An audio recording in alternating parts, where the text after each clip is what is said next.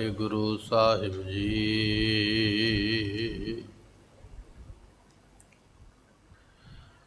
ਸਤਿਗੁਰ ਆਇਓ ਸਰਨ ਤੁਹਾਰੀ,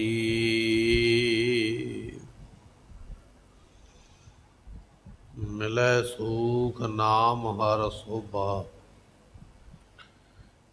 चिंता लाहे हमारी।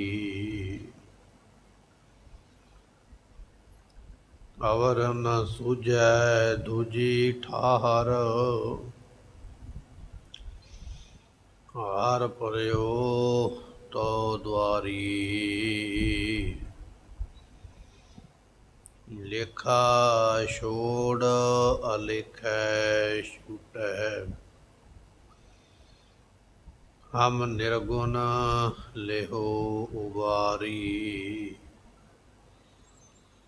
सद बख्शिंद सदा मेहरबाना, सबना दे आधारी। नानक दास संत पाछै परयो, राख लिहो एह बारी। पूरा प्रभ आराध्या, पूरा जाका नाम, नानक पूरा पाया, पूरे के गुण गाओ। सुखो होटल गुर सेवियै, ऐनस सहज सुभाय। दर्शन परसियै गुरु के, जन्म मरण दुख जाय। होवै सिफत खसमदी, दोय अरसों कुरसों चटियै। तुद डिठे सच्चे पातशाह, मार जन्म जन्म दी कटियै। तुद डिठे सच्चे पातशाह, मार जन्म जन्म दी कटियै। सतनाम श्री वाहिगुरु साहिब जीओ। जय श्री महला पंजवा, घर दूजा छंत। एक ओंकार सतगुर प्रसाद। श्लोक ऊंचा गम अपार प्रभ, कथन न जाए आकथ। नानक प्रभ शरणागति, राखन को समरथ। ऊंचा गम अपार प्रभ, कथन ना जाए आकथ। वाहिगुरु जी का खालसा, वाहिगुरु जी की फतेह। किरपा निधान गरीब नवाज सतगुरु। गुरु ग्रंथ साहिब पातशाह जियां दी पावन पवित्र हजूरी अंदर जुड़ मिल करके बैठी हुई गुरु प्यारी, गुरु सवारी, गुरु खालसा साध संगत जीओ। ਅੰਮ੍ਰਿਤ ਵੇਲੇ ਤੋਂ ਮਹਾਰਾਜ ਦੀ ਪਵਿੱਤਰ ਹਜ਼ੂਰੀ ਵਿੱਚ ਦੀਵਾਨ ਸਜੇ ਹੋਏ ਨੇ। ਸਜ ਰਹੇ ਦੀਵਾਨ ਦੇ ਅੰਦਰ ਆਪ ਸੰਗਤ ਨੇ ਬੈਠ ਕੇ ਗੁਰੂ ਕੀ ਬਾਣੀ ਦੇ ਕੀਰਤਨ ਦੀ ਦਾਤ ਸਰਵਣ ਕੀਤੀ ਹੈ, ਨਿਤਨੇਮ ਸਰਵਣ ਕੀਤੇ। ਇਹ ਵੱਡੇ ਭਾਗ ਨੇ ਜੋ ਸਤ ਸੰਗਤ ਵਿੱਚ ਆ ਕੇ ਪਹੁੰਚੇ ਆ। ਸੋ ਇਸ ਵੇਲੇ ਆਪਾਂ ਲੜੀਵਾਰ ਜੋ ਗੁਰਬਾਣੀ ਦੀ ਕਥਾ ਹੈ ਇਸ ਨੂੰ ਸਰਵਣ ਕਰਾਂਗੇ। ਆਓ ਮਿਲ ਕੇ ਮਨ ਦੇ ਧਿਆਨ ਨੂੰ ਟਿਕਾਈਏ, ਆਖੀਏ ਸਤਨਾਮ ਸ੍ਰੀ ਵਾਹਿਗੁਰੂ ਸਾਹਿਬ ਜੀ। ਸਤਨਾਮ ਸ੍ਰੀ ਵਾਹਿਗੁਰੂ ਸਾਹਿਬ ਜੀਓ। ਜੈ ਸ੍ਰੀ ਮਹੱਲਾ ਪੰਜਵਾਂ ਘਰ ਦੂਜਾ ਛੰਤ। ਜੈਤਸਰੀ ਰਾਗ ਦਾ ਇਹ ਸ਼ਬਦ ਹੈ। ਪਤਝੜ ਦੇ ਵਿੱਚ ਇਸ ਨੂੰ ਦੁਪਹਿਰੋਂ ਬਾਅਦ ਇਸ ਰਾਗ ਨੂੰ ਗਾਇਆ ਜਾਂਦਾ ਹੈ। ਪਤਝੜ ਦੀ ਰੁੱਤ ਚੱਲਦੀ ਹੈ ਨਾ, ਜਦੋਂ ਰੁੱਖਾਂ ਦੇ ਪੱਤੇ ਝੜ ਜਾਂਦੇ, ਠੰਡ ਹੌਲੀ ਹੌਲੀ ਆਉਣੀ ਸ਼ੁਰੂ ਹੋ ਜਾਂਦੀ ਹੈ। ਉਸ ਰੁੱਤ ਵਿੱਚ ਇਸ ਰਾਗ ਨੂੰ ਦੁਪਹਿਰ ਤੋਂ ਬਾਅਦ ਗਾਇਆ ਜਾਂਦਾ ਹੈ। ਇਹ ਵਿਦਵਾਨਾਂ ਨੇ ਇਸ ਰਾਗ ਦਾ ਸਮਾਂ ਬੱਧਾ ਹੈ। ਇਹ ਜੋ ਜੈਤਸਰੀ ਰਾਗ ਹੈ, ਸੋ ਵਿਦਵਾਨਾਂ ਨੇ ਇਸ ਨੂੰ ਮਾਲ ਕੌਸ਼ਿਕ ਰਾਗ ਦੀ ਨਹੁੰ ਲਿਖਿਆ ਹੈ, ਬਹੂ। ਇਹ ਰਾਗਨੀ ਹੈ। ਮਹੱਲਾ ਪੰਜਵਾਂ। ਪੰਚਮ ਗੁਰਦੇਵ ਪੰਚਮ ਪਾਤਸ਼ਾਹ ਗੁਰੂ ਅਰਜਨ ਦੇਵ ਜੀ ਪਾਵਨ ਪਵਿੱਤਰ ਉਪਦੇਸ਼ ਬਖਸ਼ਿਸ਼ ਕਰਦੇ ਨੇ। ਦੂਜੇ ਘਰ ਦੇ ਅੰਦਰ ਗਾਉਣ ਦਾ ਹੁਕਮ ਹੈ। ਸ਼ੰਤ ਨਾਮ ਬਾਣੀ ਦਾ ਹੈ। ਇਹ ਜੋ ਬਾਣੀ ਆਪਾਂ ਸਰਵਨ ਕਰ ਰਹੇ ਹਾਂ, ਇਹ ਸ਼ੰਤ ਨਾਮ ਦੀ ਬਾਣੀ ਹੈ। ਗੁਰੂ ਅਰਜਨ ਦੇਵ ਪਾਤਸ਼ਾਹ ਨੇ ਉਚਾਰਨ ਕੀਤੀ ਹੈ। ਮਹਾਰਾਜ ਫਰਮਾਉਂਦੇ ਹਨ, ਇੱਕ ਓੰਕਾਰ ਸਤਿਗੁਰ ਪ੍ਰਸਾਦ। ਇੱਕ ਓੰਕਾਰ ਪ੍ਰਮਾਤਮਾ ਦਾ ਨਾਮ ਹੈ। ਆਪਾਂ ਕਈ ਵਾਰੀ ਇਹ ਬਚਨ ਸਰਵਣ ਕੀਤਾ ਹੈ। ਪ੍ਰਮਾਤਮਾ ਦੇ ਨਾਮ ਤੇ ਕਈ ਨੇ, ਪਰ ਸਭ ਤੋਂ ਬਰਕਤ ਵਾਲਾ ਜਿਹੜਾ ਸ੍ਰੇਸ਼ਟ ਨਾਮ ਹੈ, ਜਿਹੜਾ ਕਲਯੁਗ ਦੇ ਵਿੱਚ ਨਾਮ ਹੈ, ਉਹ ਓੰਕਾਰ ਹੈ। ਓੰਕਾਰ ਦੇ ਨਾਮ ਨੂੰ ਜਪੇਗਾ, ਜਿਹੜਾ ਇੱਕ ਹੈ, ਉਸ ਇੱਕ ਦੇ ਨਾਲ ਦੇ ਨਾਮ ਦੇ ਨਾਲ ਜੁੜ। ਮਹਾਰਾਜ ਨੂੰ ਪੁੱਛਿਆ, ਮਹਾਰਾਜ ਉਹ ਇੱਕ ਪ੍ਰਾਪਤ ਕਿੱਥੋਂ ਹੁੰਦਾ?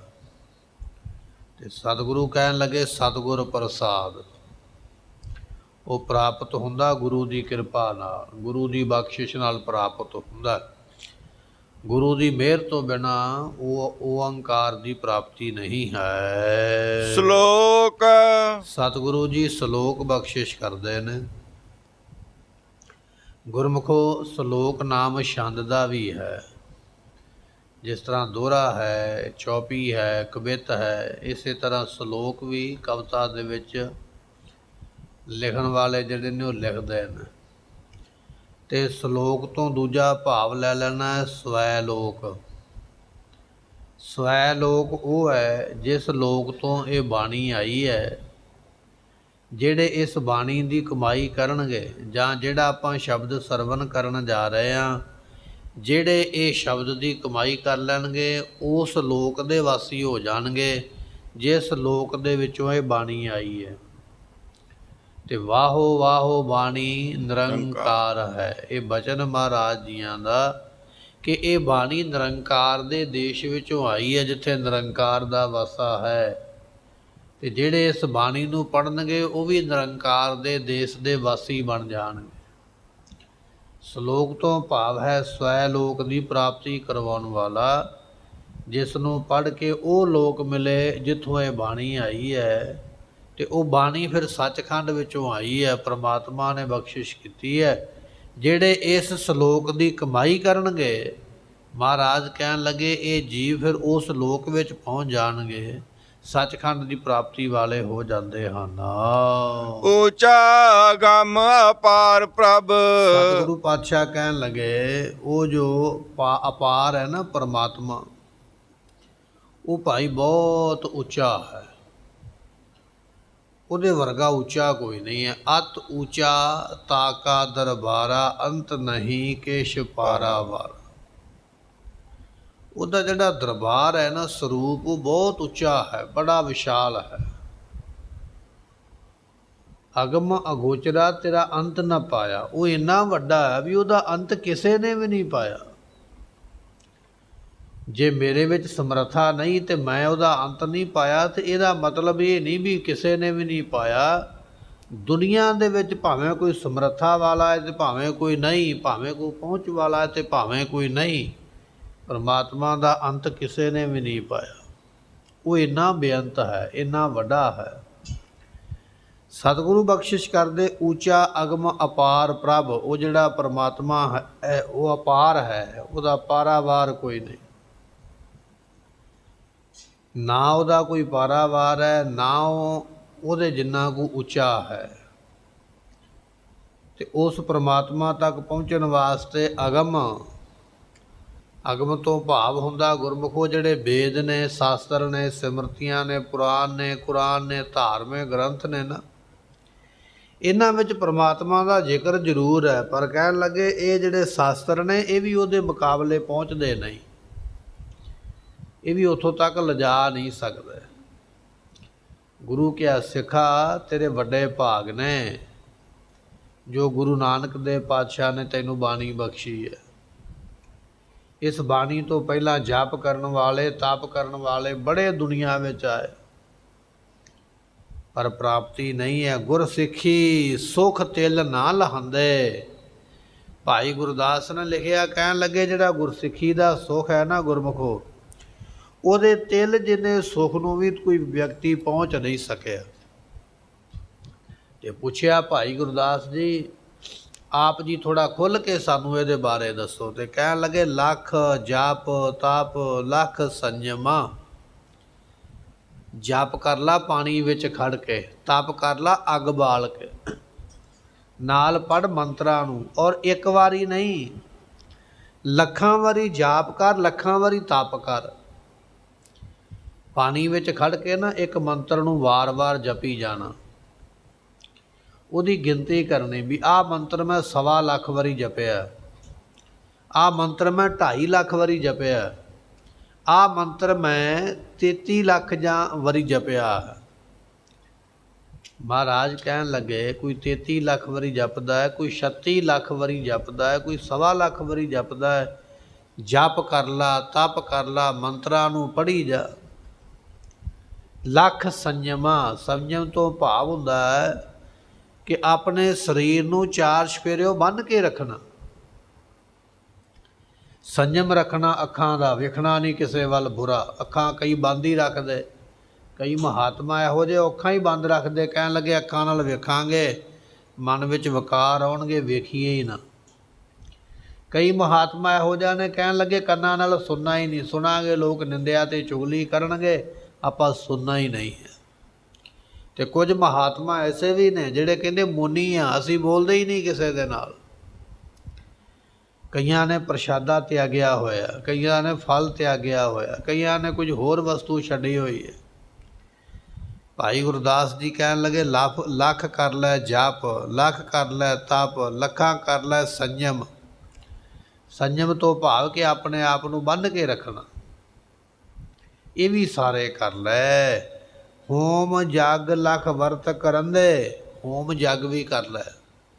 ਹੋਮ ਜਗ ਕਹਿੰਦੇ ਨੇ ਜਿਹੜਾ ਹਵਨ ਕਰਨਾ, ਪੰਡਤ ਬੁਲਾ ਲੈ ਬੜੇ ਬੜੇ ਵੱਡੇ, ਅਤੇ ਉਸ ਵੇਲੇ ਅਗਨੀ ਕੁੰਡ ਬਣਾ ਲਿਆ, ਉਹਦੇ ਵਿੱਚ ਸਮੱਗਰੀ ਪਾਈ ਜਾ ਰਹੀ ਹੈ, ਉਹਦੇ ਵਿੱਚ ਮੰਤਰ ਪੜ੍ਹੇ ਜਾ ਰਹੇ ਨੇ। ਬੜੇ ਬੜੇ ਵੇਦ ਪਾਠੀ ਬੈਠੇ ਆ ਕੇ ਵੇਦਾਂ ਨੂੰ ਪੜ੍ਹਦੇ ਪਏ, ਸ਼ਲੋਕਾਂ ਨੂੰ ਪੜ੍ਹਦੇ ਪਏ, ਸੁਰਤੀਆਂ ਨੂੰ ਪੜ੍ਹਦੇ ਪਏ। ਹੋਮ ਜਗ ਵੀ ਕਰ ਲਿਆ ਹੈ। ਲੱਖ ਵਰਤ ਕਰੰਦੇ। ਲੋਕ ਵਰਤ ਰੱਖਦੇ ਨਾ, ਇਕਾਦਸ਼ੀ ਦਾ, ਦੁਆਦਸ਼ੀ ਦਾ। ਵਰਤ ਇੱਕ ਨਹੀਂ ਰੱਖਿਆ, ਲੱਖਾਂ ਹੀ ਰੱਖ ਲੈ, ਪਤਾ ਨਹੀਂ ਕਿੰਨੇ ਕੁ ਰੱਖ ਛੱਡੇ। ਆਹ ਸੋਮਵਾਰ ਦਾ ਵਰਤ ਹੈ, ਮੰਗਲਵਾਰ ਦਾ ਵਰਤ ਹੈ, ਸ਼ਨੀਵਾਰ ਦਾ ਵਰਤ ਹੈ, ਪਤਾ ਨਹੀਂ ਕਿੰਨੇ ਕਿੰਨੇ ਵਰਤ ਰੱਖਦਾ, ਕਦੇ ਦੇਵੀਆਂ ਦੇ, ਕਦੇ ਦੇਵਤਿਆਂ ਦੇ। ਇਹ ਵੀ ਸਾਰਾ ਕੁਝ ਕਰ ਲਿਆ। ਭਾਈ ਗੁਰਦਾਸ ਜੀ ਕਿਸੇ ਦੀ ਨਿੰਦਿਆ ਨਹੀਂ ਕਰਦੇ ਪਏ, ਸਾਨੂੰ ਸਮਝਾਉਂਦੇ ਪਏ ਵੀ ਦੁਨੀਆ ਵਿੱਚ ਇਸ ਤਰ੍ਹਾਂ ਦੇ ਲੋਕ ਹੋਏ ਨੇ ਜਿਨ੍ਹਾਂ ਨੇ ਜਪ ਵੀ ਕੀਤੇ ਨੇ, ਜਿਨ੍ਹਾਂ ਨੇ ਤਪ ਵੀ ਕੀਤੇ ਨੇ, ਜਿਨ੍ਹਾਂ ਨੇ ਸੰਜਮ ਵੀ ਰੱਖਿਆ ਹੈ, ਅਤੇ ਜਿਨ੍ਹਾਂ ਨੇ ਹਵਨ ਜਗ ਵੀ ਕੀਤੇ ਨੇ, ਅਤੇ ਜਿਨ੍ਹਾਂ ਨੇ ਵਰਤ ਵੀ ਰੱਖੇ ਨੇ। ਬੜੇ ਹੋਏ ਦੁਨੀਆ ਵਿੱਚ ਐਸੇ ਲੋਕ। ਅਤੇ ਅਗਲਾ ਬਚਨ ਕਰਦੇ ਕਹਿਣ ਲੱਗੇ ਲੱਖ ਤੀਰਥ ਲੱਖ ਊਲਖਾਂ। ਕਦੇ ਤੀਰਥਾਂ 'ਤੇ ਯਾਤਰਾ ਕਰਨ ਚੱਲ ਪੈਣਾ। ਇੱਕ ਤੀਰਥ ਦੀ ਯਾਤਰਾ ਕੀਤੀ ਹੈ, ਫਿਰ ਦੂਜੇ ਨੂੰ ਚੱਲ ਪੈਣਾ, ਦੂਜੇ ਤੋਂ ਬਾਅਦ ਵਿੱਚ ਤੀਜੇ ਵੱਲ ਚੱਲ ਪੈਣਾ। ਪਤਾ ਨਹੀਂ ਕਿੰਨੇ ਤੀਰਥਾਂ ਦੀ ਯਾਤਰਾ ਵੀ ਕਰ ਆਇਆ। ਕਦੇ ਨੰਗੇ ਪੈਰੀ ਚੱਲਦਾ, ਕਦੇ ਜੋੜਾ ਪਾ ਕੇ ਚੱਲਦਾ, ਕਦੇ ਸਾਈਕਲ 'ਤੇ ਚੱਲ ਪੈਂਦਾ, ਮੈਂ ਯਾਤਰਾ ਕਰਨ ਚੱਲਿਆ। ਪੈਦਲ ਵੀ ਚੱਲਦਾ ਪਿਆ, ਪਰ ਕਹਿਣ ਲੱਗੇ ਵੀ ਲੱਖਾਂ ਤੀਰਥਾਂ ਦੀ ਯਾਤਰਾ ਕਰ ਲਈ। ਤੇ ਬਚਨ ਕਰਦੇ ਨੇ ਲੱਖ ਪੁਰੀਆਂ ਲੱਖ ਪੁਰਬ ਲਗੰਦੇ, ਲੱਖਾਂ ਹੀ ਪੁਰੀਆਂ ਨੇ ਤੇ ਲੱਖ ਹੀ ਪੁਰਬ ਮਨਾਏ ਜਾਂਦੇ। ਪੁਰਬ ਤੋਂ ਭਾਵ ਹੈ ਵੀ ਧਾਰਮਿਕ ਦਿਹਾੜੇ। ਅੱਜ ਕ੍ਰਿਸ਼ਨਾ ਅਸ਼ਟਮੀ ਹੈ, ਅੱਜ ਰਾਮ ਨੌਮੀ ਹੈ, ਅੱਜ ਸ਼ਿਵਰਾਤਰੀ ਹੈ, ਅੱਜ ਇਹ ਦਿਨ ਹੈ, ਅੱਜ ਇਹ ਦਿਨ ਹੈ, ਅੱਜ ਹੱਜ ਵਾਲਾ ਦਿਨ ਹੈ, ਅੱਜ ਈਦ ਵਾਲਾ ਦਿਨ ਹੈ, ਅੱਜ ਬਕਰੀਦ ਵਾਲਾ ਦਿਨ ਹੈ। ਸਾਰੇ ਕਰਦਾ ਪਿਆ। ਇੱਕ ਵਾਰੀ ਨਹੀਂ ਲੱਖਾਂ ਵਾਰੀ ਕੀਤਾ। ਹੱਜ ਵੀ ਕੀਤਾ, ਈਦ ਵੀ ਮਨਾਈ ਹੈ, ਬਕਰੀਦ ਵੀ ਮਨਾਈ ਹੈ, ਇਕਾਦਸ਼ੀ, ਦੁਆਦਸ਼ੀ, ਰਾਮਨੌਮੀ, ਸ਼ਿਵਰਾਤਰੀ, ਸਾਰਾ ਕੁਝ ਹੀ ਮਨਾਉਂਦਾ ਹੈ। ਮਨਾਉਂਦਾ ਰਹਿ, ਮਨਾਉਂਦਾ ਰਹਿ। ਇੱਕ ਵਾਰੀ ਨਹੀਂ ਕਈ ਵਾਰੀ ਮਨਾਉਂਦਾ ਰਹਿ। ਇਹ ਨੇ ਜਿਹੜੇ ਲੋਕ ਆਮ ਕਰਮ ਕਰਦੇ, ਪਰ ਇਹਦਾ ਨਿਚੋੜ ਆਪਾਂ ਕੱਢਾਂਗੇ ਵੀ ਇਹਦੀ ਜਾ ਕੇ ਜਿਹੜੀ ਹੈ ਉਹ ਨਿਚੋੜ ਕਿੱਥੇ ਨਿਕਲਣਾ ਹੈ, ਇਹਦੀ ਤਾਰ ਕਿੱਥੇ ਜਾ ਕੇ ਜੁੜਨੀ ਹੈ। ਤੇ ਤੀਜਾ ਬਚਨ ਕੀਤਾ, ਕਹਿਣ ਲੱਗੇ ਦੇਵੀ ਦੇਵਲ ਦੇਹੋਰੇ।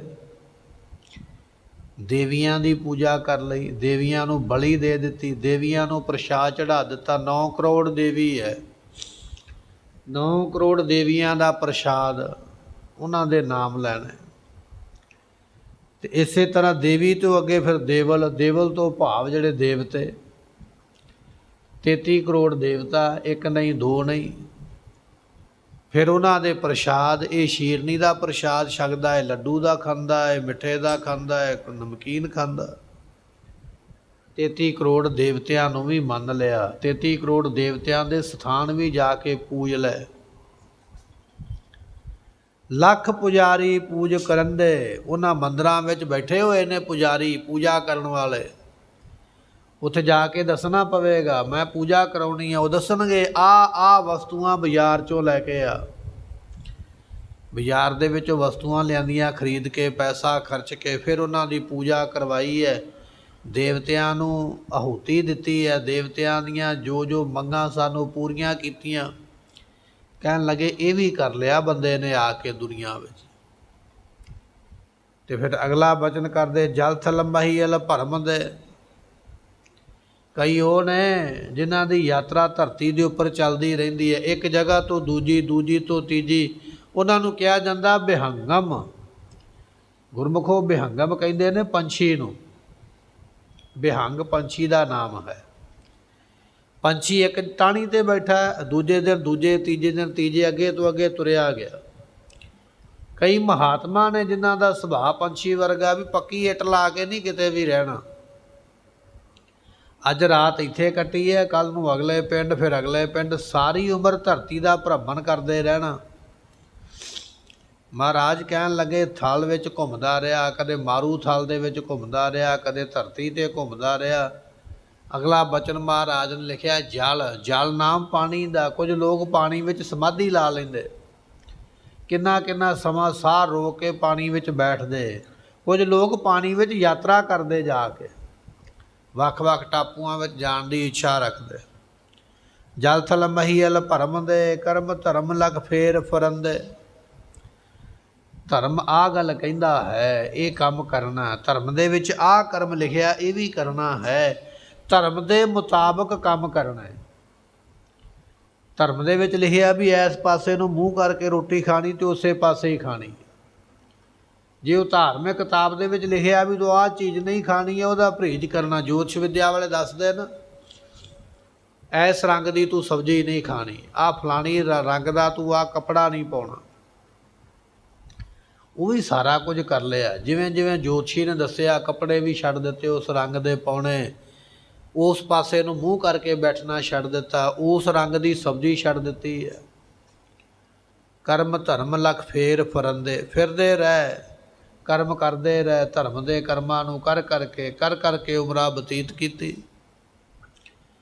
ਤੇ ਭਾਈ ਗੁਰਦਾਸ ਜੀ ਕਹਿਣ ਲੱਗੇ ਲੱਖ ਪਰਬਤ ਵਨ ਖੰਡ ਲੱਖ, ਲੱਖ ਉਦਾਸੀ ਹੋਏ ਭਵੰਦੇ। ਜੰਗਲਾਂ ਵਿੱਚ ਚਲੇ ਗਿਆ। मैं तो किसी के मत्थे नहीं लगना। बड़े बड़े महात्मा अज भी बैठे जंगलों में, इन्नी एकांत में बैठे भी वो किसी के मत्थे नहीं लगते। उन्होंने नौ जड़े ने उंगलों नालों ज़्यादा लम्मे ने, उन्नियां तो हथ दी उंगलों लम्मियां नहीं जिन्ने उन्होंने नौ लम्मे हो गए।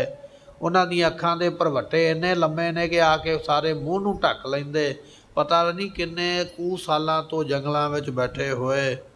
महाराज कहन लगे लख पर्वत वन खंड लख, कोई पहाड़ों की गुफा दे विच जाके बैठा उत्थों बाहर नहीं निकलता पिया, कोई जंगल दे विच जाके बैठा है मलियां दे थल्ले उत्थों नहीं निकलता पिया। रुख रुख जिहड़े ने आपस में मिल गए, थल्ले उन्होंने अपने आप ही छत पै गई। वो लुखां रुखां दे मलियां थल्ले बैठिया होया पता नहीं कितना समा लंघ गया।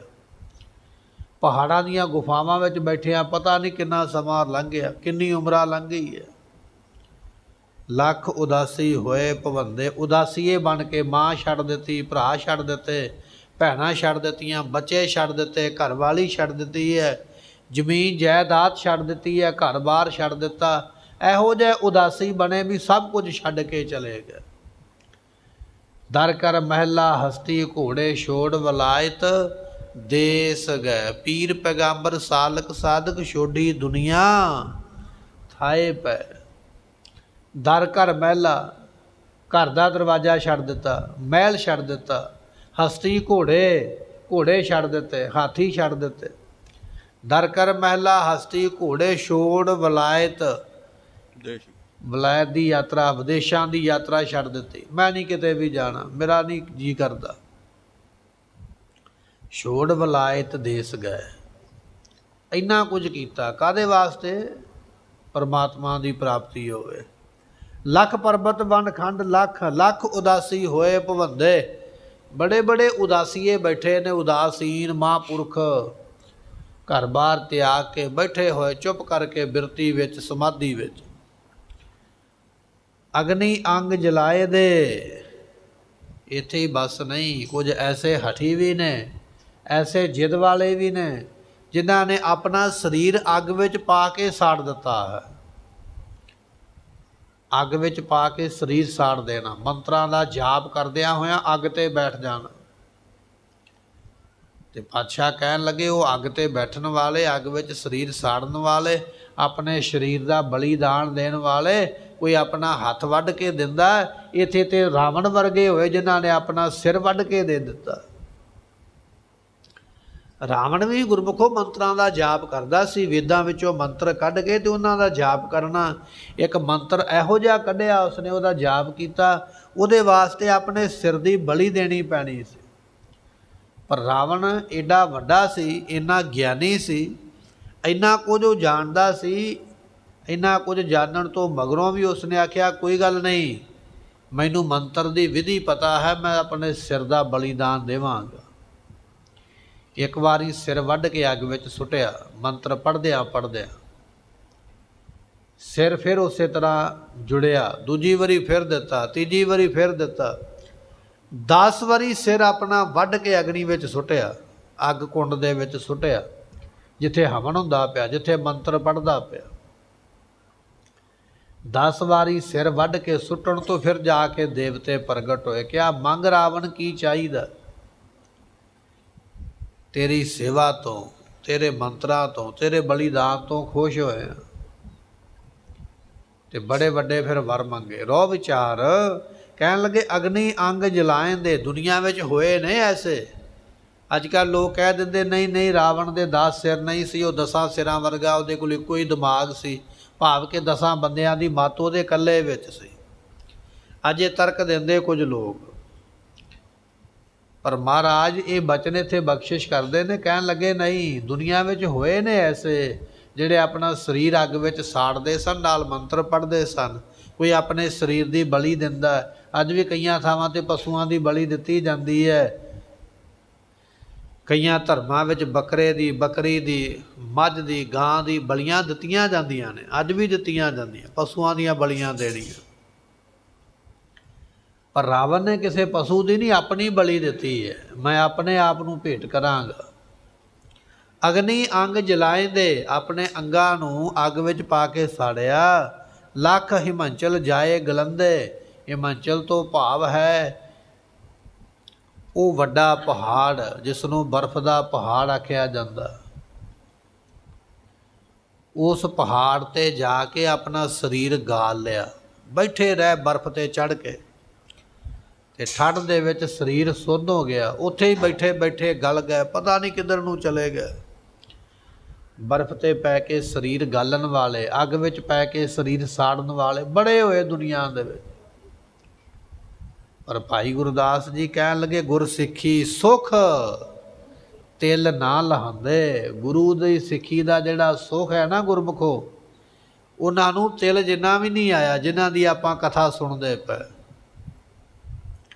ਦੇਵੀਆਂ ਹੋਈਆਂ, ਦੇਵਤੇ ਹੋਏ, ਪੁਜਾਰੀ ਹੋਏ, ਧਰਤੀ ਤੇ ਤੁਰਨ ਵਾਲੇ ਹੋਏ, ਪਾਣੀ ਵਿੱਚ ਤੁਰਨ ਵਾਲੇ ਹੋਏ, ਕਰਮ ਧਰਮ ਕਰਨ ਵਾਲੇ ਹੋਏ, ਲੱਖ ਪਰਬਤਾਂ ਤੇ ਚੜ੍ਹਨ ਵਾਲੇ ਹੋਏ, ਉਦਾਸੀ ਬਣ ਕੇ ਤੁਰੇ ਫਿਰਦੇ ਨੇ। ਕੋਈ ਆਪਣਾ ਸਰੀਰ ਅੱਗ ਵਿੱਚ ਸੁੱਟਦਾ ਪਿਆ ਹੈ, ਕੋਈ ਆਪਣੇ ਸਰੀਰ ਨੂੰ ਬਰਫ਼ ਤੇ ਰੱਖ ਕੇ ਗਾਲਦਾ ਪਿਆ ਹੈ। ਭਾਈ ਗੁਰਦਾਸ ਜੀ ਕਹਿਣ ਲੱਗੇ, ਉਹ ਗੁਰੂ ਕਿਆ ਸਿੱਖਾ, ਤੇਰੇ ਤੇ ਭਾਗ ਹੀ ਬੜੇ ਵੱਡੇ ਨੇ।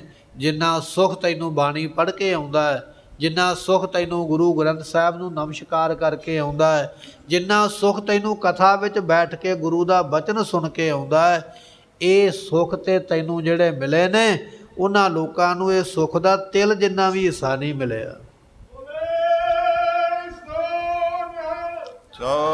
ਗੁਰਮੁਖੋ, ਬਰਫ਼ ਤੇ ਪੈ ਕੇ ਆਪਣੇ ਆਪ ਨੂੰ ਗਲਣਾ, ਸਾੜਨਾ, ਅੱਗ ਵਿੱਚ ਸਾੜਨਾ, ਇਹ ਗੱਲਾਂ ਆਪਾਂ ਸਰਵਣ ਕੀਤੀਆਂ, ਨਿੱਕੀਆਂ ਨਹੀਂ, ਬੜੀਆਂ ਨੇ ਵੱਡੀਆਂ। ਬੜਾ ਵੱਡਾ ਬਲੀਦਾਨ ਹੈ ਘਰ ਬਾਹਰ ਛੱਡਣਾ, ਜੰਗਲਾਂ ਵਿੱਚ ਰਹਿਣਾ, ਭੁੱਖੇ ਪਿਆਸੇ ਰਹਿਣਾ। ਪਰ ਇਹ ਸਾਰਾ ਕੁਝ ਕਰਕੇ ਜਿਹੜਾ ਸੁੱਖ ਉਹਨਾਂ ਨੂੰ ਮਿਲਿਆ ਨਾ, ਗੁਰੂ ਕੇ ਸਿੱਖ ਦੇ ਸੁੱਖ ਦੇ ਸਮਾਨ ਉਹ ਤਿਲ ਜਿੰਨਾ ਵੀ ਨਹੀਂ ਹੈ, ਥੋੜ੍ਹਾ ਜਿੰਨਾ ਵੀ ਨਹੀਂ ਹੈ। ਐਡਾ ਵੱਡਾ ਸੁੱਖ ਤੈਨੂੰ ਗੁਰੂ ਨੇ ਸੰਗਤ ਦਾ ਬਖਸ਼ਿਆ ਹੈ। ਤੇ ਫਿਰ ਵੀ ਜੇ ਅਸੀਂ ਸੰਗਤ ਵਿੱਚ ਨਾ ਆਈਏ, ਨਾ ਬੈਠੀਏ, ਨਾ ਬਚਨ ਸਰਵਨ ਕਰੀਏ, ਤੇ ਇਸ ਨੂੰ ਫਿਰ ਕੀ ਕਿਹਾ ਜਾਵੇਗਾ? ਮਾੜਾ ਕਰਮ, ਮਾੜਾ ਭਾਗ ਕਿਹਾ ਜਾਵੇਗਾ।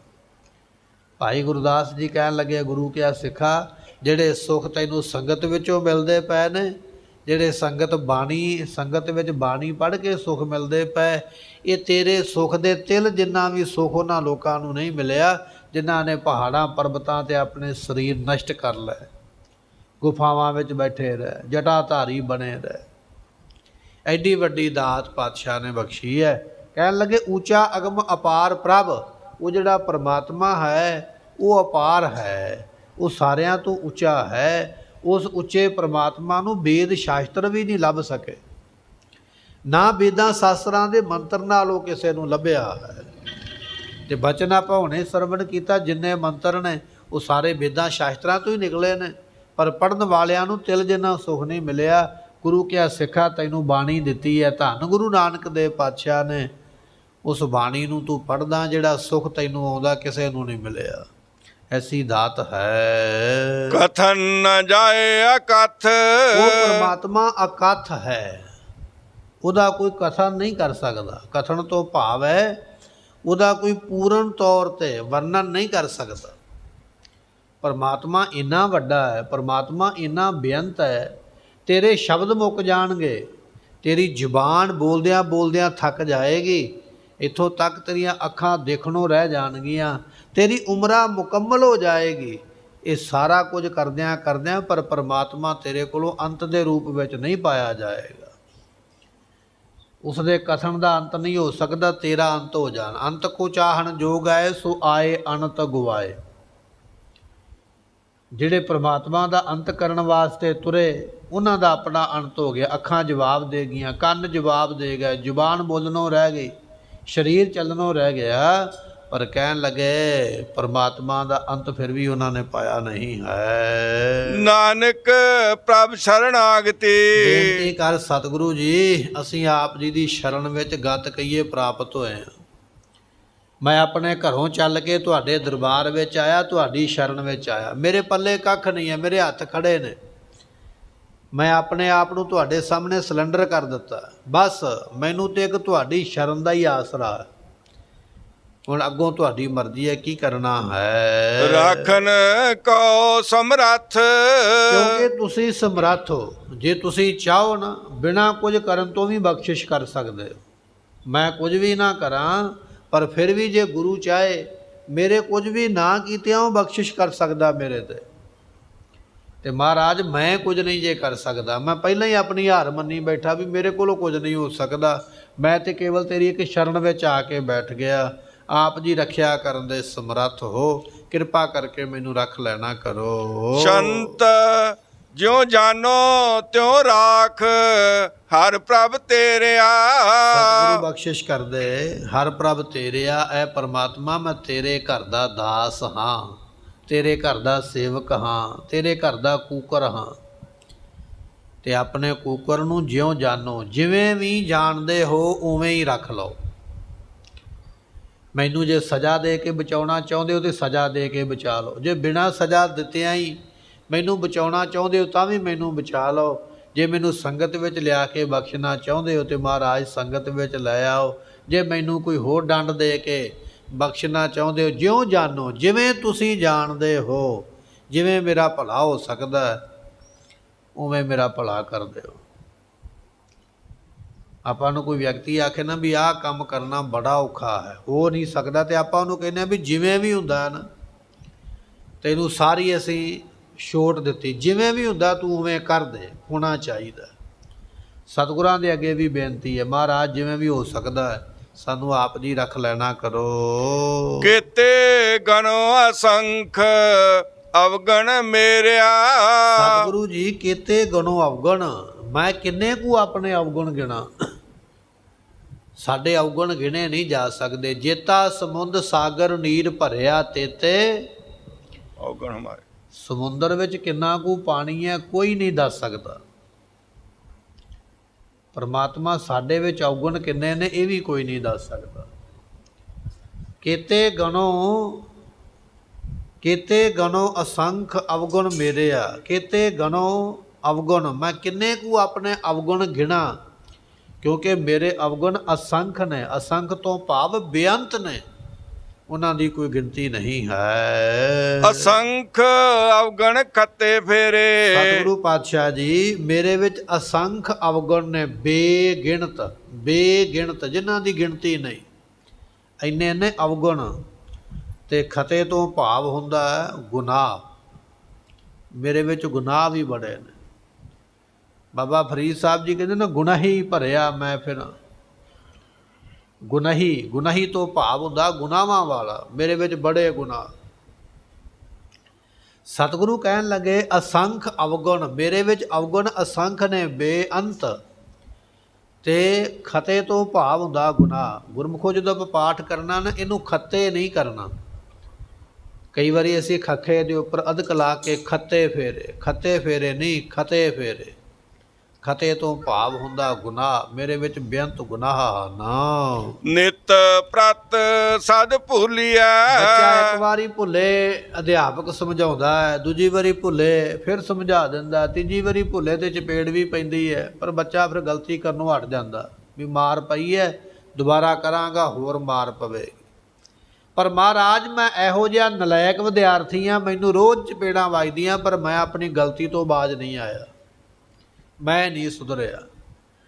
ਸਤਿਗੁਰੂ ਪਾਤਸ਼ਾਹ ਕਹਿਣ ਲੱਗੇ ਨਿਤ ਪ੍ਰਤ ਸਦ ਭੁੱਲੀਐ, ਮੈਂ ਤੇ ਰੋਜ਼ ਭੁੱਲਣਹਾਰ, ਰੋਜ਼ ਗਲਤੀਆਂ ਕਰਦਾ, ਰੋਜ਼ ਠੋਕਰਾਂ ਖਾਂਦਾ, ਰੋਜ਼ ਮਾਰਾਂ ਪੈਂਦੀਆਂ, ਰੋਜ਼ ਮੇਰੇ ਨਾਲ ਇਹ ਸਭ ਕੁਝ ਹੁੰਦਾ ਹੈ, ਪਰ ਮੈਂ ਆਪਣੇ ਗੁਨਾਹਾਂ ਤੋਂ ਪਿੱਛੇ ਨਹੀਂ ਹਟਦਾ ਹਾਂ। ਮੋਹ ਮਗਨ ਬਿਕਰਾਲ ਮਾਇਆ। ਇਹ ਜਿਹੜੀ ਮਾਇਆ ਹੈ ਨਾ ਗੁਰਮੁਖੋ ਬੜੀ ਬਿਕਰਾਲ, ਕਹੀਏ ਭਿਆਨਕ ਹੈ, ਡਰਾਉਣ ਵਾਲੀ ਹੈ।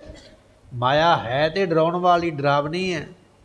ਪਰ ਮੋਹ ਮਗਨ, ਮੈਂ ਇਹਦੇ ਮੋਹ ਦੇ ਵਿੱਚ ਬੜਾ ਹੀ ਮਸਤ ਹੋਇਆ। ਮੈਨੂੰ ਇੰਨਾ ਮਸਤੇ ਨੇ ਕਰ ਦਿੱਤਾ ਮਾਇਆ ਨੇ, ਹੈ ਤੇ ਡਰਾਉਣ ਵਾਲੀ ਪਰ ਮੈਨੂੰ ਬੜੀ ਚੰਗੀ ਲੱਗਦੀ ਹੈ। ਤੋ ਪ੍ਰਸਾਦੀ ਘੁਲੀਐ। ਅੱਜ ਮੋਹ ਮਗਨ ਬਿਕਰਾਲ ਮਾਇਆ, ਤੋ ਪ੍ਰਸਾਦੀ ਘੁਲੀਐ। ਤੁਹਾਡੀ ਕਿਰਪਾ ਦੇ ਨਾਲ ਇਸ ਮਾਇਆ ਤੋਂ ਛੁਟਕਾਰਾ ਹੋ ਸਕਦਾ। ਜੇ ਤੁਸੀਂ ਕਿਰਪਾ ਕਰੋ ਤੇ ਤਾਂ ਇਹਦੇ ਨਾਲ ਘੁਲ ਕੇ ਕੁਸ਼ਤੀ ਕਰਕੇ ਤੋਂ ਮੈਂ ਬਚ ਸਕਦਾ ਹਾਂ, ਪਰ ਬਚਿਆ ਤਾਂ ਜਾਣਾ ਜੇ ਤੁਸੀਂ ਕਿਰਪਾ ਕਰਦੇ ਹੋ। ਲੋਕ ਕਰਤ ਵਿਕਾਰ ਵਿਖੜੇ ਪ੍ਰਭ। ਸਤਿਗੁਰੂ ਪਾਤਸ਼ਾਹ ਜੀ ਲੋਕ ਕਰਤ ਵਿਕਾਰ ਵਿਖੜੇ, ਮੈਂ ਲੁਕ ਲੋਕੇ ਵਿਕਾਰਾਂ ਨੂੰ ਭੋਗਦਾ ਹਾਂ। ਮੈਨੂੰ ਕੋਈ ਵੇਖ ਨਾ ਲਵੇ, ਮੈਂ ਦਰਵਾਜ਼ਾ ਬੰਦ ਕਰ ਲਵਾਂ, ਮੈਨੂੰ ਕੋਈ ਵੇਖ ਨਾ ਲਵੇ, ਮੈਂ ਪਰਦਾ ਕਰ ਲਵਾਂ, ਮੈਨੂੰ ਇਹ ਸ਼ਹਿਰ ਵਿੱਚ ਨਾ ਵੇਖੇ, ਮੈਂ ਦੂਜੇ ਸ਼ਹਿਰ ਵਿੱਚ ਚਲੇ ਜਾਵਾਂ।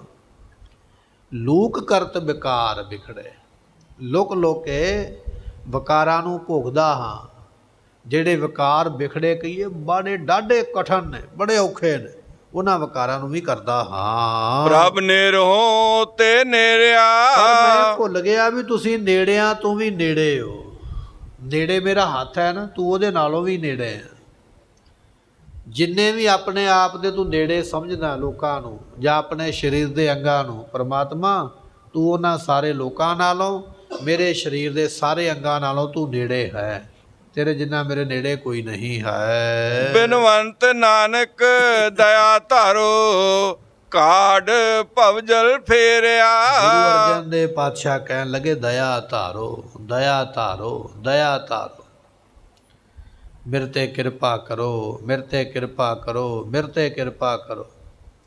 ਕਾਢ ਭਵਜਲ ਫੇਰਿਆ, ਮੈਨੂੰ ਇਸ ਸੰਸਾਰ ਦੇ ਚੱਕਰ ਵਿੱਚੋਂ ਬਾਹਰ ਕੱਢ ਲਓ।